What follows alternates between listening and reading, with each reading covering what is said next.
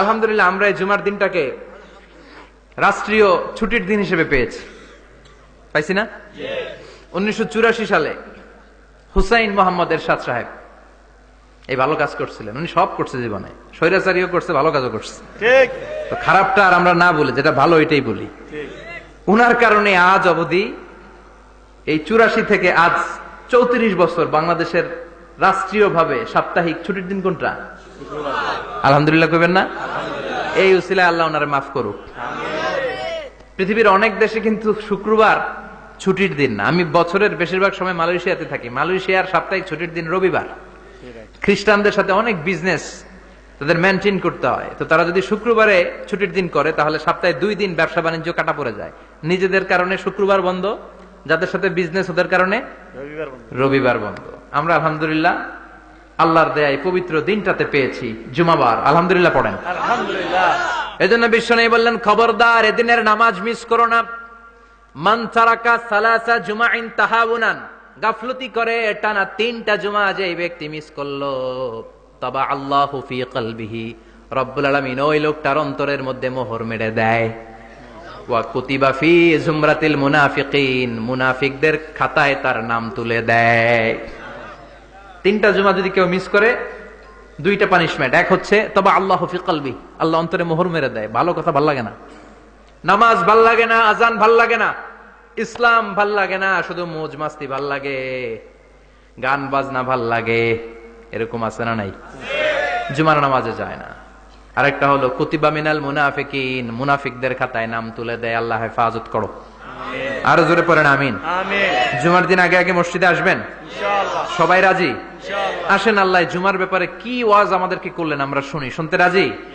আল্লাহ বললেন, ইয়া আইয়ুহাল্লাযীনা আমানু ইযা নুদিয়া লিস-সালাতি মিন ইয়াউমিল জুমআতি ফাসআউ ইলা যিকরিল্লাহি ওয়া যারুল বাই', যালিকুম খায়রুল লাকুম ইন কুনতুম তা'লামুন। পড়েন না আল্লাহু আকবার। আল্লাহ বললেন, ও আমার মুমিন বান্দারা শোনো শোনো। আপনাদেরকে অ্যাড্রেস করে আল্লাহ বলছেন, ও আমার মুমিন বান্দারা শোনো, ইযা নুদিয়া লিস-সালাতি মিন ইয়াউমিল জুমআ, জুমার নামাজের আযান যখন দেয়া হয়, ফাসআউ ইলা যিকরিল্লাহ, আল্লাহর স্মরণে তোমরা ধাবিত হও। ওয়া যারুল বাই', কেনা বেচা বন্ধ করে দাও। যালিকুম খায়রুল লাকুম ইন কুনতুম তা'লামুন, এটাই তোমাদের জন্য কল্যাণ যদি তোমরা বুঝতে পারো। জুমার নামাজের আযান যখন হয়, ফাসআউ ইলা যিকরিল্লাহ, আল্লাহর স্মরণে তোমরা বের হয়ে যাও। আল্লাহু আকবার। ফাসআউ ইলা যিকরিল্লাহ ইযা নুদিয়া লিস-সালামি ইয়াউমিল জুমআ, জুমার নামাজের আযান যখন দেয়া হয় বের হয়ে যাও, তখন কোনো কাজ রাখা যাবে না। এই আযান দ্বারা উদ্দেশ্য হচ্ছে খতিব সাহেব খুতবা দেওয়ার জন্য মিম্বারে বসলে যে আযানটা দেয়া হয়, এই আযান। কথা বুঝতে পেরেছেন? কিন্তু দুর্ভাগ্যজনক হলে সত্য, আমাদের বাংলাদেশে এই আযানটা কেন যেন মুয়াজ্জিন ভাইরা ইমাম সাহেবের সামনে এসে আস্তে আস্তে দেয়, ছোট ছোট করে ইমাম সাহেবের মুখের উপরে দেয়, মাইকে দেয় না। এটা পাইছে কই? এটা যে কোত্থেকে ঢুকছে এক আল্লাহই ভালো জানে। আযান মানে অ্যানাউন্সমেন্ট। আযান মানে কি? কথা বলেন। অ্যানাউন্সমেন্ট কি জোরে হবে না আস্তে? তো সব আযান মাইকে এত সাউন্ড করে, এই আযানটা ইমাম সাহেবের মুখের সামনে এসে ছোট ছোট করে কেন দেয়? এটার কোনো দলিল আছে বলে আমার জানা নাই। এই আযানটাও মাইকে হতে হবে। আমি পৃথিবীর যত দেশ ঘুরেছি, অনেক বড় বড় মসজিদে আমি জুমার সালাত করেছি, সব জায়গায় মক্কাতুল মুকাররমা সহ মসজিদে নববী সহ সব জায়গায় খতিব সাহেব জুমার মিম্বারে বসার পরে যে আযানটা দেয়া হয়, এটাও অন্যান্য আযানের মতো মাইকে দেয়া হয়। আল্লাহ বললেন, ইযা নুদিয়া লিস-সালামি ইয়াউমিল জুমআ, জুমার দিনের আযান যখন দেয়া হয়, এই আযান দ্বারা উদ্দেশ্য হচ্ছে খতিব বসলে যে আযান 12:30 12:15 দিকে যে আযান, এই আযান উদ্দেশ্য নয়। বিশ্বনবীর সময়ে এই 12:30 12:15 দিকে যে আযান ছিল, এটা ছিল না। বিশ্বনবীর সময়ে ছিল না, আবু বকরের সময়ে ছিল না, সাইয়েদনা ওমর ফারুকের সময়ে ছিল না। এটা চালু হয়েছে সাইয়েদনা উসমান যুন্নুরাইনের সময়। তখন মদিনাতে মানুষের সংখ্যা অনেক বেড়ে গিয়েছে, লোকজন আর জায়গা হয় না, মুসল্লিতে ঠাসাঠাসি। উনি ঘোষণা দিলেন, সুকে জাওরা, জাওরা নামক বিশাল একটা বাজার আছে, ঘোষণা দিলেন এখন থেকে ওই জায়গায় জুমার নামাজ হবে। মানুষ যেন আগ থেকে প্রস্তুতি নিয়ে আসতে পারে, এজন্য জাওরা নামক বাজারে উনি আর একটা আযান দেওয়ার প্রচলন করলেন। সুবহানাল্লাহ। সেখান থেকে আজ অবধি আমরা এই অতিরিক্ত আযানটা দিয়ে থাকি। এটা নবীর সুন্নাত না, এটা সাহাবীর সুন্নাত। বিশ্বনবীর সুন্নাহ মেনে নেওয়া যেমনি আবশ্যক, 4 খলিফার থেকে পাওয়া সুন্নাত গুলো মেনে নেওয়া আবশ্যক। বিশ্বনবী বললেন, আলাইকুম বিসুন্নতি ওয়া সুন্নাতিল খুলাফায়ে রাশিদিন আল মাহদিয়িন, আমার সুন্নাত ধরবা, হেদায়েত প্রাপ্ত 4 খলিফার সুন্নাত ধরবা। কেমনে ধরবা? ইক্ষু চিনেন? ইক্ষু না গ্যান্ডারি নাকি আখ না কুশাই? হ্যাঁ, আখ। কাঁচা আখ খাই কি করে? এই সামনের দাঁত দিয়ে ভাঙে না? সামনের দাঁত দিয়ে বলে ভাঙে, চাপার দাঁত দিয়ে, এই জায়গার দাঁত দিয়ে শক্ত করে ধরতে হয়। বিশ্বনবী বললেন, আব্দু আলাইহা বিন নওয়াজিজ, আমার সুন্নত আর সাহাবীদের সুন্নতকে চাপার দাঁত দিয়ে আঁকড়ে ধরো, যাতে ছুটে না যায়। চিল্লায় পড়েন আল্লাহু আকবার। এটা সাইয়েদনা উসমানের সুন্নাত। বিশ্বনবী বললেন, ইযা নুদিয়া লিস-সালাহ মিন ইয়াউমিল জুমআতি ফাসআউ ইলা যিকরিল্লাহ, জুমার দিনে আযান যখন দেয়া হয়, ফাসআউ ইলা যিকরিল্লাহ, আল্লাহর স্মরণের দিকে ধাবিত হও। দেরি করো না। দেরি করা যাবে? আযান হইলে কোনো কাজ রাখবেন? কোনো ব্যস্ততা থাকবে? কাজ একটাই, জুমার নামাজ। চিল্লায় বলেন, কাজ একটাই, সেটা কি? জুমার নামাজ। আল্লাহ বললেন ফাসআউ, ফাসআউ এর শাব্দিক অর্থ হচ্ছে দৌড়াও। আসলে কি?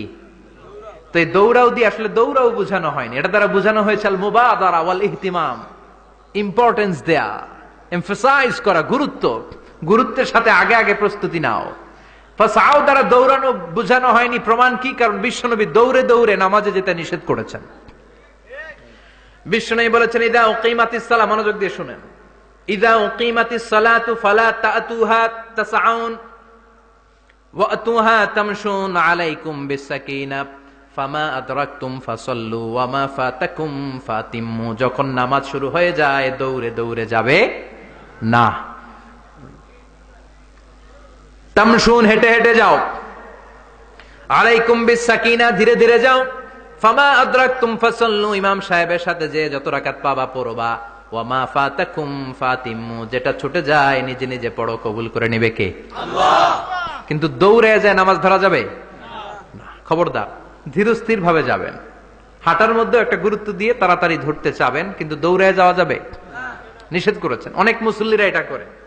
ধরেন মাগরিবের নামাজ, অজুখানাতে মুসল্লিরা অজু করতেছে, ইমাম সাহেব নামাজ শুরু করেছেন, আল কারিআতু মাল কারিআ ওমা আদরাকা মাল কারিআ, মুখস্থ আছে না সবার? মুসল্লি মনে করতেছে অজু হয়েছে আমার অর্ধেক, এখন যদি তাড়াতাড়ি অজু না করে দৌড় না দেই রাকাত পাওয়া যাবে? রাকাত পাওয়ার জন্য দিছে দৌড়। মসজিদে হচ্ছে টাইলসের মসজিদ, পিছলায় পয়রা মুসল্লি একদিকে, লুঙ্গি আরেকদিকে। আছে না নাই? আমার কাছে খবর আছে, এরকম পা ভাঙছে অনেকের। রাকাত ধরার জন্য মুসল্লি তাড়াহুড়ো করে দিছে দৌড়, মুসল্লি একদিকে লুঙ্গি, ঠ্যাং ভাঙ্গা শেষ, এখন ল্যাংড়া। বিশ্বনবীর কথা মানে নাই, ওটারে ল্যাংড়া বানাইছে কে? আল্লাহ। এজন্য বিশ্বনবী বললেন, খবরদার দৌড়ে যাবে না।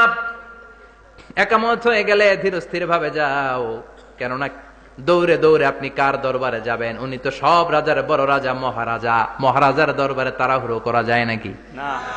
ফিট হয়ে কাপড় চোপড় পরে আতর টাতর মেখে ধীরস্থির ভাবে যাবেন। দৌড়ে গেলে আপনার হার্টবিট বেড়ে যাবে, আপনার ব্রেথ ইন ব্রেথ আউট, শ্বাস প্রশ্বাস বেড়ে যাবে। তো হাঁপানির চোটে তো আপনি হাঁপাতে থাকবেন। আপনি তাহিয়া পড়বেন কখন, তাসবিহ পড়বেন কখন, আল্লাহর প্রশংসা করবেন কখন? চিল্লা এখন ঠিক কিনা? এজন্য আল্লাহ বললেন ফাসআউ ইলা যিকরিল্লাহ, জুমার নামাজের আযান যখন হয়ে যায় তোমরা আল্লাহর জিকিরের দিকে ধাবিত হও। যিকরিল্লাহ, আল্লাহর স্মরণ। জিকির মানে কি? আল্লাহর স্মরণ। কিন্তু এই জিকির দ্বারা এই আয়াতের উদ্দেশ্য হচ্ছে আল খুতবাতাইন, জুমার 2 খুতবা। জুমার জিকিরের অনেক অর্থ আছে। জিকির মানে সালাত, জিকির মানে কোরআন, জিকির মানে ওয়াজ, জিকির মানে সম্মান। আবার জিকির মানে জুমার 2 খুতবা। আবার জিকির মানে সুবহানাল্লাহ, আলহামদুলিল্লাহ, লা ইলাহা ইল্লাল্লাহ, সুবহানাল্লাহ, আলহামদুলিল্লাহ, লা ইলাহা ইল্লাল্লাহ, লা ইলাহা ইল্লাল্লাহ, মুহাম্মাদুর রাসূলুল্লাহ সাল্লাল্লাহু। এটাও জিকির। সুবহানাল্লাহ, আলহামদুলিল্লাহ, আল্লাহু আকবার। এই 3 জিকিরের চেয়ে শ্রেষ্ঠ কোন জিকির আছে? কথা কন। বিশ্বনবী প্রত্যেক ফরজ নামাজের পরে সুবহানাল্লাহ 33 বার, আলহামদুলিল্লাহ 33 বার, আল্লাহু আকবার 34 বার পড়তেন। রাজি আছেন? সবাই পড়তে রাজি আছেন? লাফালাফি করবেন না তো, ঘাড় বাঁকা করবেন না তো, হুই হুই করে চিল্লাফাল্লা করা যাবে? জিকিরের মধ্যে সৌন্দর্য আছে না নাই?